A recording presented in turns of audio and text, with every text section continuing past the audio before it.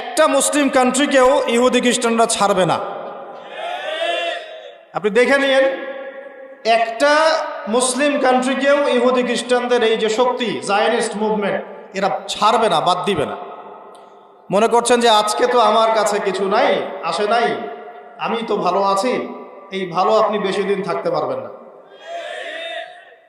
সবসময় তারা সামরিক আগ্রাসন চালাবে জরুরি না, মাঝে মাঝে অর্থনৈতিক আগ্রাসনও চালাতে পারে, বাণিজ্যিক অস্ত্র প্রয়োগ করতে পারে, স্যাংশন দিতে পারে, ভিসা নীতি বাতিল করতে পারে, অভ্যন্তরীণ রাজনীতির মধ্যে মাথা ঢুকাতে পারে, মুসলিমদের মধ্যে বিভক্তি সৃষ্টি করতে পারে, ওদের এজেন্ডা বাস্তবায়ন করার জন্য সুদভিত্তিক অর্থনীতি চালু করতে পারে, ওদের এনজিওগুলো গ্রামে গঞ্জে ছড়াই দিতে পারে, ওদের কাদিয়ানি মুভমেন্ট ছড়াই দিতে পারে, ওদের এই যে খ্রিস্টান মিশনারিদের তৎপরতা মুসলিম কান্ট্রির মধ্যে ছড়াই দিতে পারে।